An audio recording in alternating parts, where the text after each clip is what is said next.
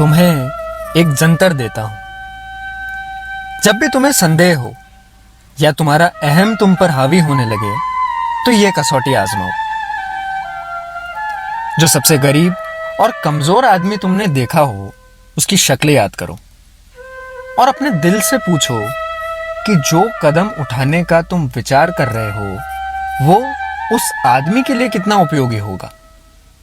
क्या उससे उसे कुछ लाभ पहुंचेगा?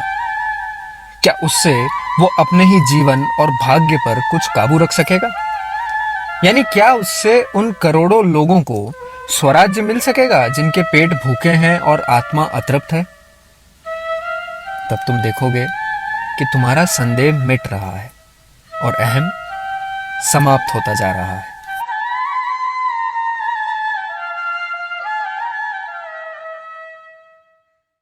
नमस्कार, स्वागत है आपका खबर 24 न्यूज़ चैनल के इस खास कार्यक्रम बापू और उनकी आज़ादी में। मैं स्वप्निल जैन।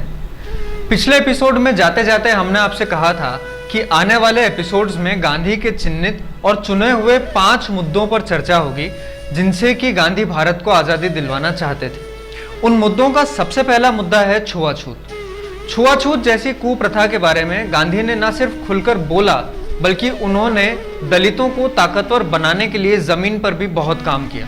इसका अंदाजा उनके भाषण के इस अंश से लगाया जा सकता है जो कि उन्होंने सप्रेस्ड क्लासेस कॉन्फ्रेंस में 1921 में अहमदाबाद में दिया था। हिंदू धर्म ने छुआछूत को मंजूरी देकर पाप किया है, इसने हमें नष्ट किया है और साम्राज्य के लिए अछूत बना दिया है। यहां तक कि मुसलमानों को भी हमसे यह बीमारी लग गई है और दक्षिण अफ्रीका, पूर्व अफ्रीका और कनाडा में मुसलमानों को भी हिंदुओं से कम अछूत नहीं माना गया। ये सारी बुराई छुआछूत जैसे पाप का नतीजा है।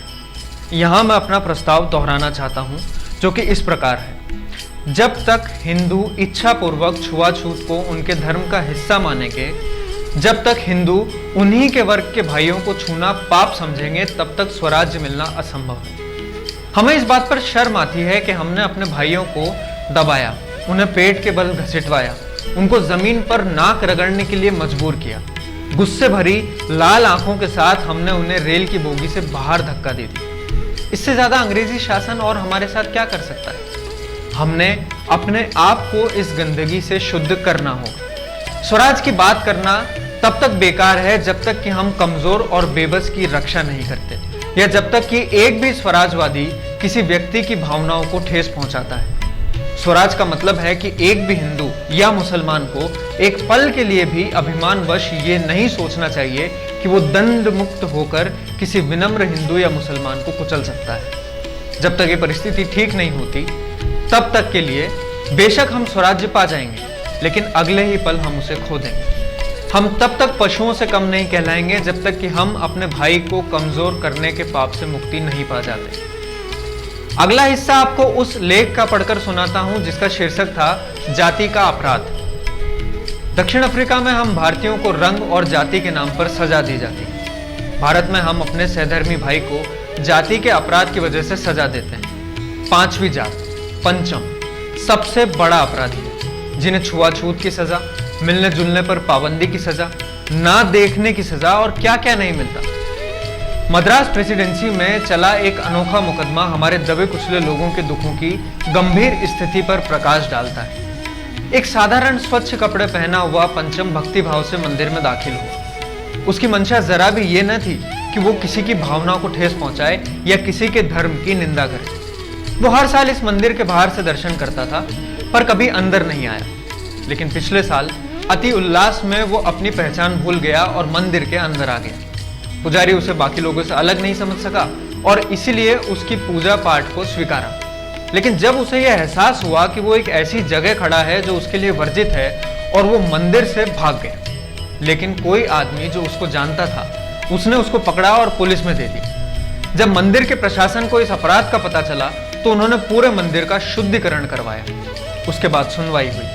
एक हिंदू मजिस्ट्रेट ने उसे दोषी पाया और उस पर 75 रुपए का जुर्माना या 1 महीने कठोर कारावास की सजा सुनाई, क्योंकि उसने अपने ही धर्म का अपमान किया। एक अपील दायर की गई। इस पर एक लंबी बहस हुई।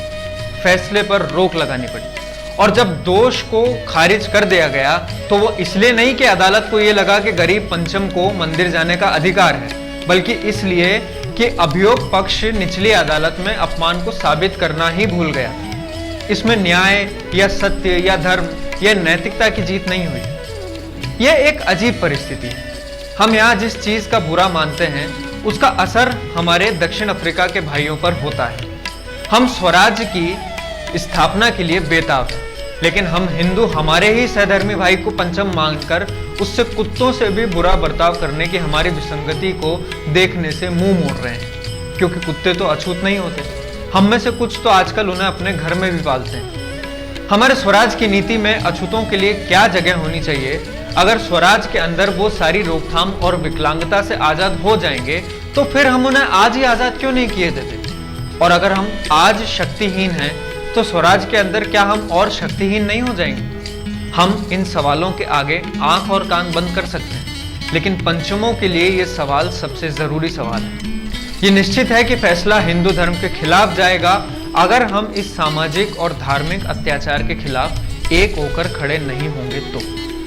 इस बुराई को खत्म करने के लिए काफी काम हुआ है, इसमें कोई शक नहीं, लेकिन ये सब तब बहुत कम होगा जब तक कि मंदिर में जाने के लिए लोगों के ऊपर मुकदमा चलेगा, और जब तक कि दमित वर्ग को मंदिर जाने का, आम जन के कुओं से पानी भरने का और अपने बच्चों को आजादी से राष्ट्रीय विद्यालयों में भेजने का अधिकार नहीं मिलेगा। हमें उनके अधिकारों के संबंध में हर उस मांग पर राजी होना होगा जो मांग हम चाहते हैं कि यूरोपीय शासन हमारे दक्षिण अफ्रीकी भाइयों की माने। बेहद जरूरी लेख, एक बहुत बुरी प्रथा के खिलाफ। बेशक आज 78 साल के बाद भारत सरकार और लोगों ने इस दिशा में बहुत से कदम बढ़ाए हैं, लेकिन आज ये मुद्दा वोट बैंक की राजनीति की चपेट में आ गया है। रिजर्वेशन को खत्म करने न करने के लिए आज बहुत तीखी बहसें तो होती है, लेकिन सवाल नीति का नहीं, नीयत का है। आज इसी समस्या की वास्तविक स्थिति का जायजा लेने के लिए और इसे धरातल पर समझने के लिए हम हमारी टीम के साथ पहुंचे हैं क्षेत्र के एक छोटे से गांव मेघवालों का खेड़ा में। मैं योगेश, खबर 24 से। बापू और उनकी आजादी कार्यक्रम के तहत आज हम आए हैं मेघवालों का खेड़ा गांव में, जहां हम आज वहां के लोगों से बातचीत करेंगे और ये जानने की कोशिश करेंगे कि जात पात से उनको किस तरह की समस्याओं का सामना करना पड़ता है। तो आज हम जब आज़ादी के 73 साल बाद ये देखते हैं कि किस तरह समाज धीरे धीरे बदल रहा है और हम और भी चीज़ों को लगातार बदलते हुए देखते हैं, तो आपको किन समस्याओं से सामना करना पड़ता है? सिर्फ इसलिए क्योंकि ये जाति सूचक गांव होने की वजह से। जैसे हम पंचायत स्तर पर जाएं तो वहाँ भी हमें घृणा के नाम से देखा जाता है। आज भी हम निकालते हैं तो उसमें भी ये नाम शब्द लिखा हुआ था। ये चीज तो जबकि बापूजी का सपना था कि हम छुआछूत को मिटाएंगे, पर आज भी बड़े स्तर पर देखो तो ये एससी वालों को टारगेट किया जाता है। इसलिए हमारे इस शब्द से भी घृणा होती है। आज तक हमारे युवा बच्चे हैं वो भी घृणा करते हैं। शब्द से घृणा होती है जब कोई इस नाम से, इस सूचक शब्द से आपको पुकारता है तो। अच्छा, और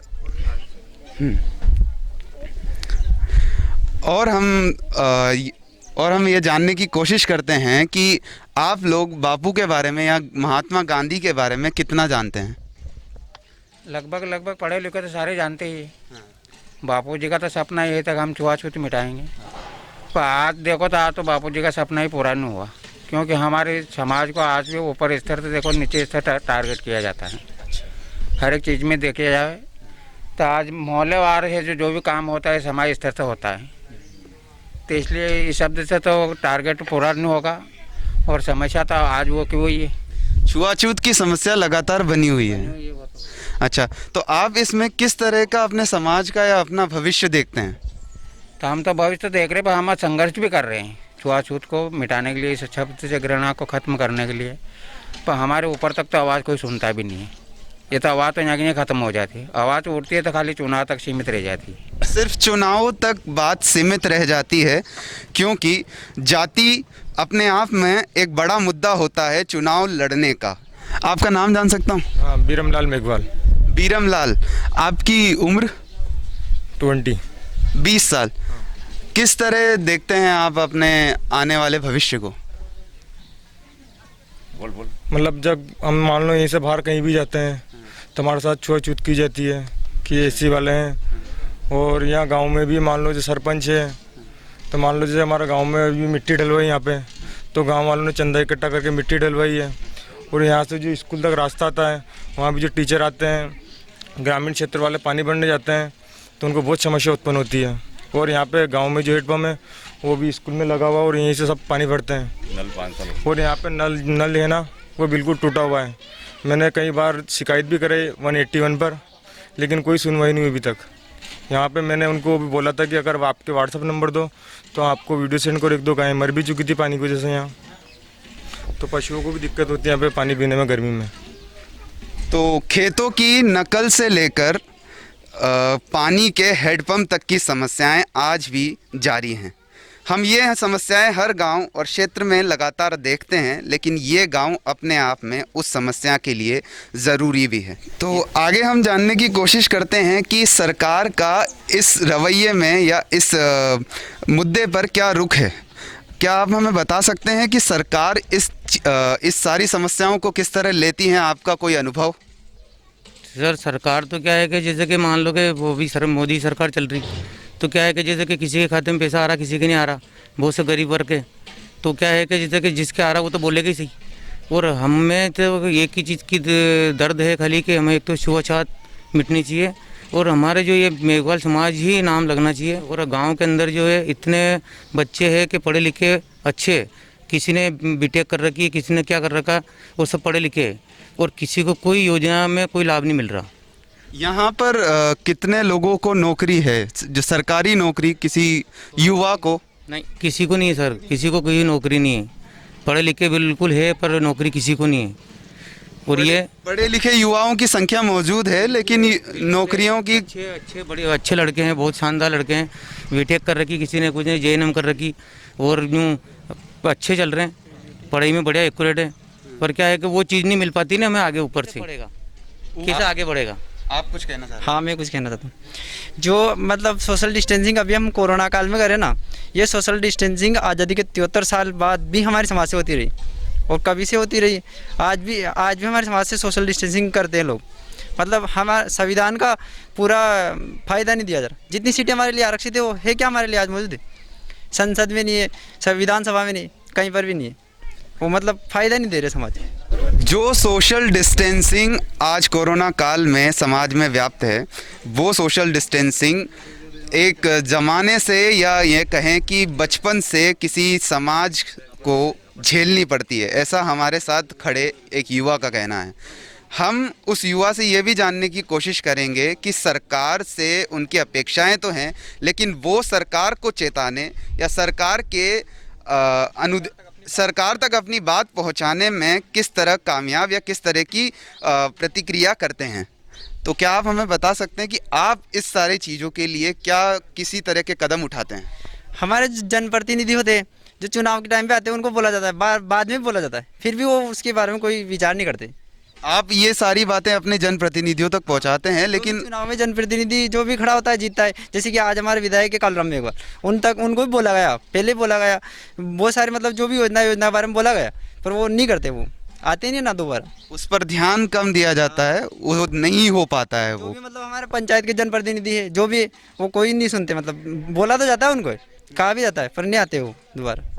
कहा जाता है लेकिन फिर भी ध्यान नहीं दिया जाता है इन पर। इसका कोई खास कारण? वो एसी में आने का, मेघवाल समाज आने का। हर चीज का एक जरिया, एक तार वापस आकर अपनी ही जाति पर रुक जाता है। ये हमें समझना होगा कि किस तरह से जाति, एक समाज किस तरह से दूर और बाकी समाजों से या यूँ कहें कि पूरे समाज से अलग हट जाता है। बापू और उनकी आज़ादी में अगला सवाल हम युवाओं से ही करेंगे, और वो सवाल ये है कि क्या बापू जिस तरह से जातियों में बंटवारा नहीं करते थे, और उनका कहना था कि नीची जातियों में जो माना जाता है, समाज जो मानता है नीची जातियों, वो उन्हें हरिजन के नाम से बुलाते थे। तो हरिजन मतलब कि भगवान के लोग, हरिजन। तो आज जब समाज इस तरह से 73 साल हमें आज़ादी पाए हुए हो चुके हैं, तो समाज में इन शब्द को या इस तरह के शब्दों और भी शब्दों को किस तरह से लिया जाता है? क्या उसे सम्मानजनक तौर पर लिया जाता है या किस तरह से? इसमें आपका कोई अनुभव हो? चमार के नाम से ही जाना जाता है, उसी जाति सूचक शब्द का इस्तेमाल किया जाता है जो पीढ़ियों से लगातार बना आ रहा है। चल रहा है जी। और छुआछूत का आप छूत का भी कोई गांव में चलता है, किसी किसी गांव में चलता है। हमारे समाज वाले कोई भी जाता है तो पानी वगैरह में छुआछूत करते हैं। पानी वगैरह के बर्तनों में छुआछूत किया जाता है। तो आप गांव में से अच्छा, तो आपके गांव में ये चीज़ें कितनी व्याप्त हैं या किस तरह से हैं? हमारा गांव तो पूरा मेघवाल समाज, पूरे मेघवाल समाज के गांव, मेघवाल समाज के लोग ही रहते हैं। तो फिर ये चलता है, ये इतना नहीं होगा। यहाँ नहीं होता है। अदर गांव में मेघवाल समाज रहती है तो वहाँ पर अदर समाज छुआछूत करते हैं, अदर कास्ट के। अदर समाज का कोई पॉलिटिक्स आता नहीं तो वो तो यही करता है। अदर समाज से भी कोई पॉलिटिक्स राजनीति करने आते नहीं यहाँ पे। तो हम चाय पानी की व्यवस्था करते तो वो वहाँ पे अपना समाज स्तर से टारगेट कर देते और चाय पानी नहीं ग्रहण करते हो। चाय पानी की समस्या और बाकी सारी समस्याओं पर जब एक जाति दूसरी जाति के संपर्क में आती है तो छुआछूत होना लाजमी हो जाता है। इसी तरह की सारी समस्याएं इनको हर वक्त झेलनी पड़ती है। सर जातिवाद के ऊपर ही बताना चाहता हूँ मैं। जो तो आए तो देश आज़ाद हो गया, फिर भी मतलब चल रही है अभी भी गाँव में। धीरे धीरे मतलब समस्या दूर होगी, ठीक है ना। जब तक राजनीतिक चेतना नहीं आएगी लोगों के बीच में, शिक्षा की मतलब शैक्षणिक योग्यता नहीं आएगी तो कुछ भी नहीं हो सकता है। ये तो राजनीतिक मुद्दा है। जब चुनाव में लोग आते हैं यहाँ पे तो वोट बैंक के हिसाब से वो हमारे पास बैठ जाते हैं, पानी वानी पी लेते हैं, लेकिन मन में तो वही हीन भावना उनके अंदर, छुआछूत मन में वही हीन भावना है। SC ST के लोग हैं और केवल हमको वोट बैंक का सहारा ले रखा है इन लोगों ने। वोट बैंक के साथ हमको साथ रखते हैं और कुछ भी नहीं है। राजनीति करने और राजनीति चुनाव पूर्ण करवाने के लिए इस्तेमाल किया जाता है। राजनीतिक चेतना जब तक नहीं आएगी और शैक्षणिक योग्यताएं नहीं बढ़ेंगी तब तक इस चीज़ से हम पार नहीं पा सकेंगे, ऐसा इनका कहना है। मैं आपसे ये जानना चाहता हूँ कि यहाँ स्कूल है, वो किस क्लास तक स्कूल है और वहाँ की पढ़ाई का क्या स्तर है? सर यहाँ 8 स्टैंडर्ड है, मतलब ठीक उच्च माध्यमिक। टीचर क्या कमी है ढंग से, मतलब बच्चों को परिपूर्ण रूप से शिक्षा नहीं दे पा रहे हैं। मतलब अब टीचर भी क्या करें, यहाँ पे एक प्रिंसिपल है जो सारा काम बोझ उसके ऊपर है, वो अकेला भी क्या कर सकता है ना।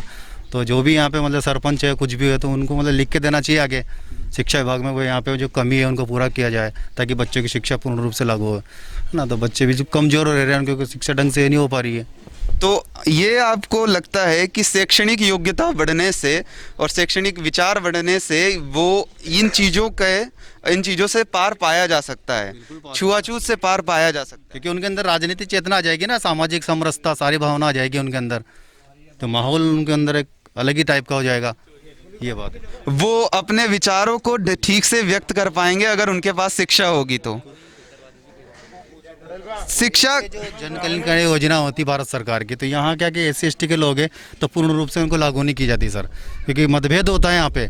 मतलब एंटी ग्रुप चलता है कि इसने तो मेरे को वोट दिया, इसने नहीं दिया, ये माहौल होता है। तो सही रूप से जो गरीब व्यक्ति है उनको मतलब जन कल्याणकारी जो योजना है उनका लाभ नहीं मिल पाता। जैसे PM आवास हुआ, टीन सेट आश्रय हुआ, तो ढंग से नहीं मिल पाता है। तो यहाँ पे वो इलेक्शन का मैटर चलता है सर। ये ग्रामीण क्षेत्र में, बड़े शहरों में नहीं होता है, गाँव में चलता है कि इसने मुझे वोट दिया तो उसका काम होता है, उसने नहीं दिया, ये सिस्टम ज़्यादा है। तो इसलिए गरीब रह जाता पीछे, क्योंकि उसको सारी योजनाओं का फ़ायदा नहीं मिल पाता है। सरकारी योजनाएं और शैक्षणिक योग्यता की कमी की वजह से किस तरह पिछड़ा समाज अपने आप को और भी पिछड़ा पाता है और उसी तरह लगातार वही ढर्रा बना रहता है। समाज में बुजुर्गों का अपना स्थान होता है और समाज में बुजुर्ग सारी चीज़ें देखते हुए आते हैं। पिछले जितने भी सालों में, आज़ादी के 73 साल में जिस तरह से समाज बदला है उस पर अपनी निगाह बुजुर्ग बनाए रखते हैं। यहाँ भी हमारे साथ एक बुजुर्ग मौजूद हैं, हम उनसे जानने की कोशिश करेंगे कि उन्हें किस तरह से इन समस्याओं का सामना करना पड़ता है और ये आते हुए वक्त के साथ किस तरह से इनमें अच्छे या सकारात्मक बदलाव भी हुए हैं। जी बताइए। सर जी, मैं अमरलाल मेघवाल बोल रहा हूँ। इसी गांव का मैं भाणेज हूँ और सन 47 से देश आज़ाद हुआ है। अभी तक जो हमारे छोटे ब्रदर ने जो बताया 100% सही है। एक इसी पचपाड़ तहसील के अंदर एक ही व्यक्ति का यदि अमरलाल नाम है अमरलाल नाम है तो उसी का खाता के चेंजेस हो जाता है। जहाँ मदन लाल देवा जी या काना देवा है तो इसी के अंदर भाई भाई को लड़ा देते। ये क्या है, इसी तहसील के अंदर होता है, दूसरी जगह नहीं होता। एक तरफा तो ये देखा जाता है कि एसी की ज़मीन इनके नाम पे नहीं होती है, और हम ये सुनते हैं कि ये तो बच्चों ने कर दिया। इसी तहसील के अंदर एक ही ज़मीन को 3 दफ़ा रजिस्ट्री हो गई। 79 से मैं यहाँ इस गांव को देख रहा हूँ कि यहाँ जितने भी ये यहाँ मास्टर लोग आते हैं, इससे भी कई क्लास आगे हमारे बच्चे, जो जैसे हमारा भांजा यहाँ से कितने किलोमीटर दूरी पे जाके एक प्राइवेट शिक्षा देके अपने बच्चों का पालन पोषण कर रहा है। इससे ज़्यादा मैं कुछ नहीं कहूँगा। इस पर दबाव क्या है ये आप जान ही चुके हैं। मेरे लिए इतना ही बहुत है, संक्षेप में ही कहूँगा। धन्यवाद। जो भी हो रहा है ये सिर्फ तहसील पचपाड़ के अंदर हो रहा है, और दूसरी जगह जाएंगे कहीं नहीं हो रहा। ऐसा क्यों? अगर इस पुराने इतिहास को देखें तो हम मेघवाल हैं, मेघवंशी इतिहास खोल के देखें, हर तहसील के अंदर नीचे मेघवाल लिखा हुआ है। हर तहसील के अंदर नीचे लिखा हुआ है मेघवाल। हम ऋषि वंश से हैं, यह सत्य है, यह सत्य है। और दूसरी बात, मैं गोरक्षक हूं। यहाँ जो फील्ड में जितनी गायें घूमती है हमारा, अभी तक ना तो गायों को कोई व्यवस्था है। अगर जाते हैं तो बजट उठा के अंदर ही गायब। हम बोल नहीं पाते, कुछ नहीं कह पाते। हम तो ये जरूर कह सकते हैं कि 79 से मैं देख रहा हूं, और अभी 5 बज गई, 5 और 6 और 7 दिन सोने के बाद में एक माइका लाल इस गांव का कोई बोल नहीं पाएगा। धन्यवाद।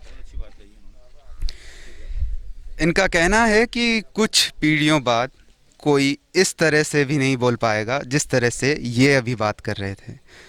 तो हमें इस बात को भी ध्यान में रखना है कि प्रशासन, जिसे समाज की सारी पढ़ाई और लिखाई के बाद प्रशासन सौंपा जाता है, जिस प्रशासन का ये मानना होता है कि किस तरह से जाति व्यवस्था नहीं होनी चाहिए, वही प्रशासन वापस उसी तरह के फेर में आता है। हमारे साथ एक बुजुर्ग और मौजूद हैं, वो भी अपने विचार हमारे साथ साझा करना चाहते हैं। जी बताइए। मैं तो कुछ नहीं करता हूँ। सिर्फ गांव में एक भी रोड नहीं है हमारे गांव में, सब कच्ची गलियाँ हैं, और वो सिर्फ रास्ता से लगा ठेर नारायणगढ़ चौराहे तक कच्चा रोड है। वही रोड तो बनना चाहिए। गली में देखो, हमने मल्टा डलवाया, पैसे उगा के गांव में, तो यह क्या हमारे गांव ऐसे है क्या? लोग आते हैं, हमको वोट दो, हम ऐसे करते हैं, वैसे करने, कुछ भी नहीं होता है। जीतने के बाद कुछ नहीं करता है क्या? तो हमारा गांव तो सही साट करो नहीं। गलियां है जगह जगह, हेड पंप एक चलता है, अगर वो ख़राब हो जाता, वो भी स्कूल में है, ख़राब हो जाता बेटर हो। बच्चे पानी के लिए तरसाते स्कूल में, तो दो कम से कम 2 हेड पंप तो होना चाहिए। कि एक अलग कर दो, हेड पंप स्कूल से अलग कर दो। हम तो यही कहेंगे और कुछ नहीं कहेंगे। सड़क, पानी और जिस रोज़मर्रा की जो मूलभूत सुविधाएं हैं उनकी भी कमी है, ये यहाँ के बुज़ुर्ग का कहना है। और वो बुज़ुर्ग जो इस गांव को लगातार अपनी और आज़ादी के 73 साल बाद भी देखते आ रहे हैं। हमारे साथ मौजूद है यहाँ के वार्ड मेंबर। हम उनसे जानने की कोशिश करेंगे कि किस तरह से इन मूलभूत सुविधाओं की पूर्ति की जाती है और किस तरह से बाकी चीज़ों के विकास के लिए वो कार्यरत हैं। हाँ भाई, इसमें गांव की जो समस्या है उसको मैं सरपंच के पास रखता हूँ प्रस्ताव में। उसके बाद सरपंच साहब कहते हैं कि भाई ठीक है, ये करेंगे अपन, इसको दिवाली तक करेंगे। फिर मैंने कि भाई दिवाली तक करो, तो अभी तो समस्या तो अभी है हमारे गांव के अंदर कि भाई अपने पास बजट नहीं है, तो मैंने कि कुछ तो करना पड़ेगा। तो गांव वाले लगे, तो चंदा किया, चंदा करके फिर मिट्टी डलाई। गांव की एक समस्याओं को गांव के लोगों ने ही सुलझाया। हाँ। किसी तरह से प्रशासन से या फिर बाकी ऊपरी चीज़ों से, ऊपरी स्तरों से हमें कोई मदद नहीं मिली। आगे के भाग के लिए हमारे साथ बच्चे भी मौजूद हैं। हम उनसे जानने की कोशिश करते हैं कि उनके लिए शिक्षा क्यों ज़रूरी है और किस तरह वो अपना भविष्य को देखते हैं। भविष्य बनाने के लिए शिक्षा तो ज़रूरी है, आप ही जानते हो, सभी बच्चों के लिए शिक्षा जरूरी, लेकिन यहाँ जो शिक्षकों की मेन कमी है, शिक्षा मतलब शिक्षा की सही से व्यवस्था नहीं है यहाँ पर गाँव में। तो आप सरकार से या फिर बाकी सारे तबकों से किस तरह की आशा रखते हैं कि आपका सुनहरा भविष्य हो? तो हम ये आशा रखते हैं कि यहाँ पर शिक्षकों की मौजूदगी मतलब ज़्यादा पूर्ति करवाई जाएगी और सही शिक्षा उपलब्ध कराई जाएगी लोगों बच्चों को, तो इनका भविष्य अच्छा बनेगा। दीपक, आप कौन सी कक्षा में पढ़ते हैं? 5वीं में। 5वीं में। तो यहाँ पर पढ़ना अच्छा लगता है? हाँ। किस तरह, कुछ मज़ा आता है क्या? कौन सा सब्जेक्ट पसंद है? कौन सा विषय अच्छा लगता है? हिंदी। हिंदी पसंद है। अच्छा अच्छा अच्छा। बड़े होकर आप कुछ क्या बनना चाहते हो? एक्टर बनना चाहते हैं बड़े होकर। और कुछ लड़कियां भी हमारे साथ मौजूद हैं। मनीषा, आप कौन सी कक्षा में पढ़ते हैं? 7वीं। 7वीं कक्षा में पढ़ते हैं। आप क्या बनना चाहते हैं भविष्य में?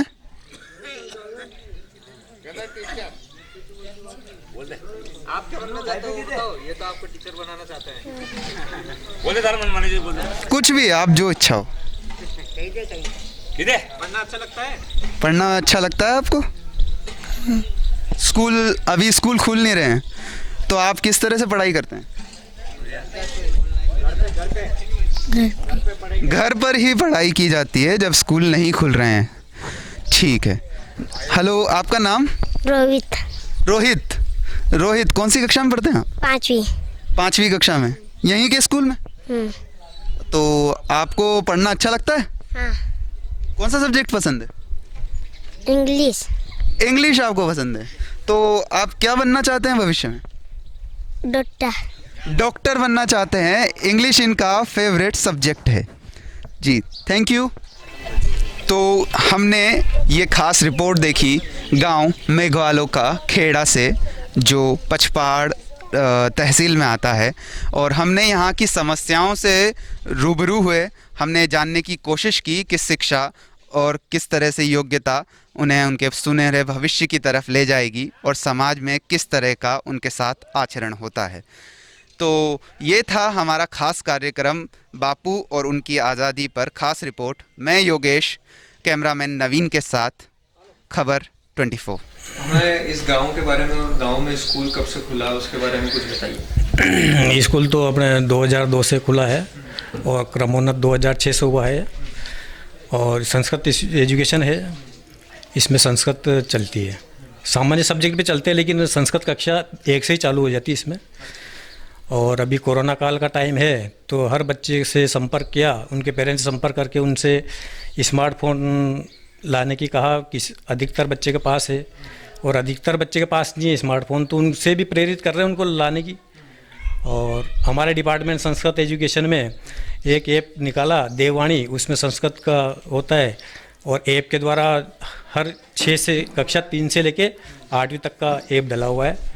तो हम यहाँ से सेंड कर देते, बच्चे के भी उसमें ऐप को लॉन्च कर रखा हमने, तो उनको खोल के देख लेते, उनको प्रेरित करते हैं फ़ोन लगा के कि आप घर बैठ के पढ़ो, पढ़ने के बाद में अपने डायरी में नोट करो और चेक करा लो, एक एक दो जब भी आपको टाइम मिले चेक करवा लो। कितने बच्चे हैं अपने यहाँ पे 57 बच्चे हैं। जी। कितने लड़के हैं, कितनी लड़कियाँ हैं? लड़कियाँ तो है अपने 29 लड़कियाँ हैं। अच्छा। और 28 छात्र हैं। 28 लड़के और ये 29। उनकी सार संभाल, उनकी पढ़ाई लिखाई को देखने के लिए कितने शिक्षक मौजूद हैं? यहाँ फिलहाल तो 2 टीचर है। 2 में से क्या है कि एक तो पैरालिसिस से ग्रसित है और मैं अकेला हूँ, तो सारे काम मेरे को ही करने पड़ते। थोड़ी परेशानी आती है पढ़ाने में बच्चे को, और बहुत डाके देनी पड़ती है। सामान्य स्कूल में भी देनी पड़ती है हमें, हमारे डिपार्टमेंट में भी डाके देनी पड़ती है, पोषण संबंधी सारा काम करना पड़ता है। तो थोड़ी सी बच्चे की पढ़ाई नहीं हो पाती है 2 टीचर में। अच्छा। ये जैसे कि हम जिस समस्या पे यहाँ पर बातचीत करने के लिए आए थे, उस समस्या में आपके हिसाब से शिक्षा क्या महत्वपूर्ण रोल निभा सकती है, क्या भूमिका अदा कर सकती है? शिक्षा तो बहुत मूल तो शिक्षा ही है बच्चे के लिए, भविष्य के लिए तो बच्चे शिक्षा ही है का। बिना शिक्षा के तो बच्चे अधूरे हैं। गांधी के बारे में आपको कुछ विचार? गांधी जी के बारे में तो गांधी जी तो अभी फ़िलहाल तो गांधी जी के बारे में चल रहा स्वच्छता अभियान है ना, तो उनसे प्रेरणा लेके अपन को क्या है कि जितना अपने आसपास स्कूल गांव में बच्चों को भी प्रेरित करना है और जितना ज़्यादा हो सके स्वच्छ रखना है अपन को स्कूल के आसपास, स्कूल में, यही प्रेरणा है। इस समस्या पर और इसके निपटारे के लिए बुनियादी स्तर पर किस तरीके की योजनाएं बनानी चाहिए, इस पर विस्तार से चर्चा करने के लिए आज हमारे साथ हैं कल्याणमल मेघवाल। ये अतिरिक्त मुख्य शिक्षा अधिकारी भवानी मंडी के पद पर कार्यरत हैं और इनका ये मानना है कि शिक्षा इस क्षेत्र में और इस समस्या को निपटाने के लिए एक बहुत कारगर उपाय हो सकती है। कल्याणमल जी, आपका स्वागत है। नमस्ते, मैं कल्याणमल मेघवाल ACBO भवानी मंडी पर कार्यरत हूँ। मैं अगर मेरा पुराना परिचय देना चाहता हूँ तो मैं ग्राम कोटड़ा जागीर से मूल निवासी हूँ, मात्र 50 गढ़ के। मैं कक्षा 3वीं से 8वीं तक 5 किलोमीटर नंगे पैर विद्यालय गया और बहुत संघर्ष रत मेरा जीवन रहा। उसके बाद संघर्ष करते करते आज इस पद पर मैं सुशोभित हूँ। मैं मानता हूँ कि शिक्षा बिना सब शून्य है, पानी गए न उभरे मोती मानुष चून। इसी प्रकार जिस प्रकार पानी का अर्थ है, इसी प्रकार शिक्षा का अर्थ है। शिक्षा में सब कुछ समाहित हो जाता है। इसलिए आपको बहुत बहुत धन्यवाद। हाँ सर, चर्चा की शुरुआत करते हैं। जी सर। और मैं आपसे अपना पहला सवाल पूछता हूं कि आज 78 साल के बाद, खास तौर से जब कुछ खास क्षेत्रों में दलित वर्ग को आरक्षण भी मिलता है, ऐसे में क्या कहीं जात पात या ऊंच नीच के नाम पर आपको शोषण झेलना पड़ता है? सर, ये हम आज़ाद हुए 15 अगस्त 1947 से जब आज़ाद हुए, जब से जो उसी दिन से हम आज़ादी का ये हमारे आगे बढ़ने का सिलसिला चलता गया और आज भी देखें तो बहुत सारे उच्च पदों में हम लोग विराजमान हैं। ये हमारे देश की आज़ादी का एक प्रमुख जो हमें समानता का जो हमारे संविधान में लिखा गया है, समानता का अधिकार, उस अधिकार से ही जिस प्रकार सभी चीज़ें समान हैं, उसी प्रकार से हम समानता से आज यहाँ तक और हम आप समान हैं। इसलिए इसी का और इसका परिचय हमें सामने मौजूद नज़र आ रहा है। जी, मेरा दूसरा सवाल है कि आज दलित वर्ग के ऊपर क्या किसी तरह की धार्मिक या सामाजिक पाबंदी उनकी जाति की वजह से लगाई जाती है? ये मैं इसके अगर सनातन धर्म में हमारी प्राचीन संस्कृति में जाऊंगा तो राजा रामचंद्र जी, कृष्ण भगवान, ये कितने अवतार हुए, उन्होंने सबरी माँ को भी अपने गले लगाया, जटायु को गले लगाया। इस प्रकार से पोतना जैसी जय दिन आई, उसका भी दूध, उसको भी उद्धार किया। तो ये हमारी भारतीय संस्कृति रही है इसमें। परंतु कुछ किसी का स्वार्थ सिद्ध करने के लिए या किसी प्रकार का भारतीय संस्कृति को तोड़ने के लिए, भारत का खंड करने के लिए ऐसी हमारे आकांक्षाएं, ऐसी समस्याएं आई जिससे कुछ वर्ण बना दिए गए और उन वर्णों को ज़्यादा महत्व दिया गया और काम जो नीचे करते थे। जिस प्रकार से हम देखेंगे तो हमारा शरीर ही 4 वर्णों से निर्माण हुआ है। हम देखेंगे पैर से नीचे तो शूद्र, बिना पैर नहीं तो उस आदमी की कोई वक्त नहीं, पेट देखे तो वैसे है।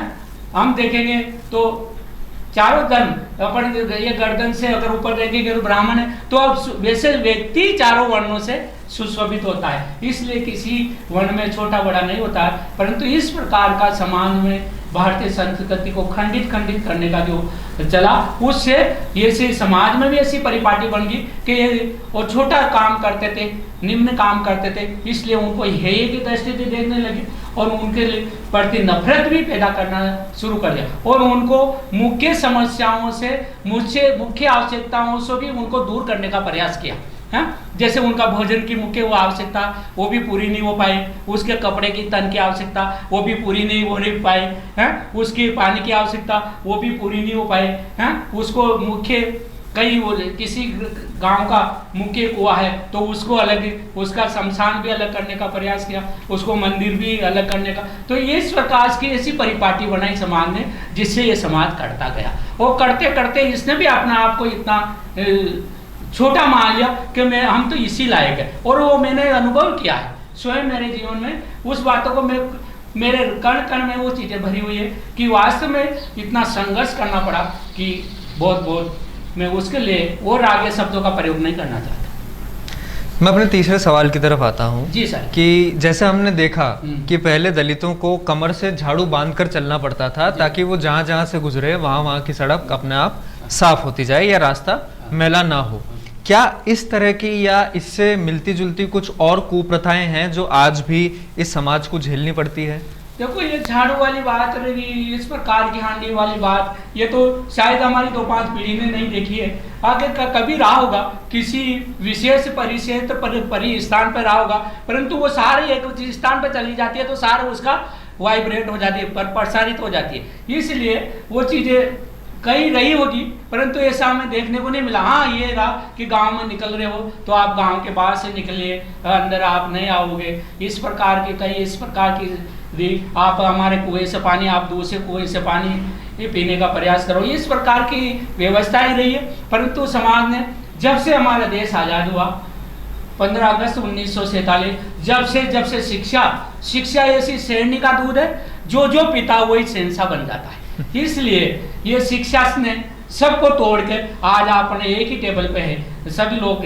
आज भी ग्रामीण क्षेत्र में देखते हैं तो 40 साल मैंने देखा था वो परिस्थिति, आज की परिस्थिति मेरे गांव में, जहां जिस गांव की मैं सेवा करते करते और नफरत से उस गांव से आया हूं, जो कि उसका बखान मैं यहाँ स्टूडियो पर नहीं करना चाहता हूं, फिर भी उसी गांव का बच्चा मेरे घर आता है और कहता है मैं खाना आपके साथ ही खाऊंगा, तो मेरा हृदय भर आता है कि नहीं, हमारे समाज में अभी बहुत प्रगति हो रही है और ना बिल्कुल 1.5 ग्राम का स्थान है, वहाँ से भी हमारी प्रगति अभी जारी है। और ये मात्र अगर प्रगति हुई है तो शिक्षा से ही प्रगति हुई है। दलित उत्थान के क्षेत्र में सरकार की क्या भूमिका रही और आपकी उनसे आगे क्या मांग है इस समस्या से निपटने के लिए? मैं सभी सरकारों को बहुत बहुत धन्यवाद दूंगा और उनका आभार व्यक्त करना चाहता हूं कि जब से हमारा देश आज़ाद हुआ, जब से ही दलितों के लिए ये दलित शब्द तो अभी आ गया, इससे क्या पहले से जो हमें ये प्रतिनिधित्व, आरक्षण तो अभी नाम दे दिया है, नहीं तो हमारा प्रतिनिधित्व है। प्रतिनिधित्व का मतलब समाज में इतना प्रतिनिधित्व तो आपका रहता ही है, तो इस प्रकार का एक प्रतिनिधित्व दिया, उस प्रतिनिधित्व से हमारे समाज में प्रगति हो रही है। शिक्षा के क्षेत्र में भी जिस प्रकार से अभी हमारी कोई किसी प्रकार की वैकेंसी होती है, चुनाव होते हैं या किसी प्रकार की, तो प्रगति वो प्रतिनिधित्व मिल जाता है उसको, प्रतिनिधित्व से इतना तो चलता ही है। परंतु ये प्रतिनिधित्व प्राइवेट क्षेत्र में भी आए, वहाँ अगर उसमें भी आए तो सरकार पे दबाव कम पड़ेगा, है ना। अभी सब सरकार की तरफ ही दौड़ते कि वहीं मिल रहा, अन्य क्षेत्र में नहीं मिल रहा, तो उधर ज्यादा दबाव बन रहा, और इधर ये समाज, तो सभी जगह इसका प्रतिनिधित्व मिले तो बहुत हल्का हो जाएगा। दूसरी बात, ये प्रतिनिधित्व ये एक रेशो बनाया जाए जो सभी को प्रगति, उसको लाभ मिले, 1.5 ग्रामीण के बालक को भी इसका लाभ मिल जाए, तो वो मैं जब मानता हूँ कि हमारा भारतवर्ष बिल्कुल स्वर्णिम भारतवर्ष हो जाएगा, बहुत आनंदित, और ये विश्व गुरु बन रहा है और बहुत जल्दी विश्व गुरु के पद पर हमारा भारत आ रहा है। मेरा अगला सवाल ये है कि जैसे गांधी ये मानते थे कि हिंदू पद्धति और वर्ण व्यवस्था समाज के लिए ठीक है, वहीं पर अंबेडकर कहते थे कि इस व्यवस्था को खत्म कर देना चाहिए।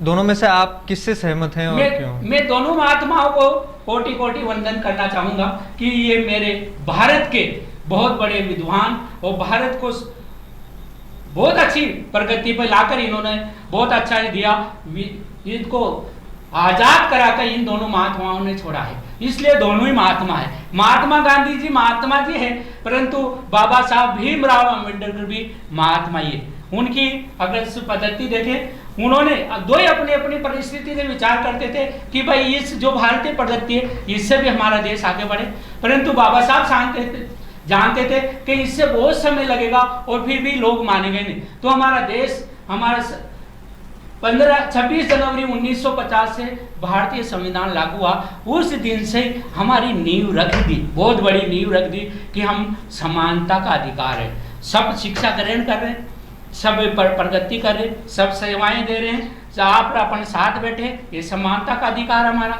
दूसरी बात, ये शिक्षा का आप मैं जवाब दे रहा हूँ, अगर मैं बिल्कुल ग्रामीण क्षेत्र से किसी का कामदार होते हुए या यहाँ आता तो शायद आप अंदर ही नहीं घुसने देते मुझे भी स्टूडियो में। तो कहने का तात्पर्य ये बहुत बड़ी बात है कि हम शिक्षा प्राप्त की, और उस शिक्षा की वजह से तो मैं करवट इन दोनों को बहुत ही, एक तो अपना अहिंसा की तरफ ले गए और देश को प्रगति की ओर ले गए, और इन्होंने संघर्ष करते करते उसके पहले भारत से चले गए।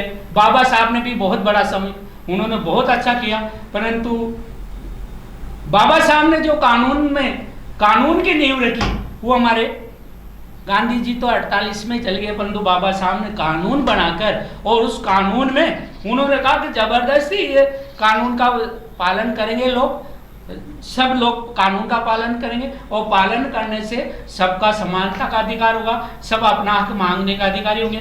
आज देख रहे पूरे भारत में अपना हक मांगते, ये शिक्षा की वजह से, ये कानून की वजह से, नहीं तो कोई भी मांग नहीं सकते और दे भी नहीं सकते। इसलिए ये दोनों महात्माओं को मैं, महात्मा गांधी जी को भी और बाबा साहब आम्बेडकर को, दोनों को चरणों में कोटि कोटि वंदन कि मेरे भारत की अगर देखा जाए तो ये बहुत महान विभूतियाँ रही जिन्होंने मेरे देश को, आज उसी की बदौलत है कि हम इतने कहाँ पहुंच गए, क्या परिस्थिति थी हमारी, और आज भारत कौन से स्थान पर कितनी ऊंचे प्रतिशत पर खड़ा है, ये सब इन दोनों महात्माओं की करामात रही। जैसे कि आपने बताया कि बहुत सारे सुधार कार्य इस क्षेत्र में अभी तक हुए हैं, और इस समस्या से निपटने के लिए भी सरकारें और बाकी लोगों ने भी काफ़ी काम किया है। आपके हिसाब से ज़मीनी स्तर पे, मैं सरकारी नीतियों की बात नहीं कर रहा, ज़मीनी स्तर पे दलित सशक्तिकरण के लिए और किस किस तरह का काम होना चाहिए? कानून तो हमारे किसी प्रकार की कमी नहीं कानूनों में, अब तो इसको भूमि पे ग्राउंड जीरो पे उतारने की आवश्यकता है, और ग्राउंड जीरो पे जो भी प्रतिनिधित्व करता है, जो भी प्रतिनिधित्व करता है उसकी पालना सुनिश्चित करावे। जैसे मैं शिक्षा क्षेत्र में हूँ, मैं शिक्षा क्षेत्र में होने के मेरा क्या कर्तव्य है, मैं कितने बच्चों को ग्रामीण जो पढ़ना नहीं चाहते हैं उनको शिक्षा की ओर जोड़ूं, कितने लोगों को उनको गाइडेंस प्राप्त करूं, उनकी कहाँ आवश्यकता कि वो इस प्रकार का कार्य करें, नौकरी करें, ताकि वो आगे बढ़े।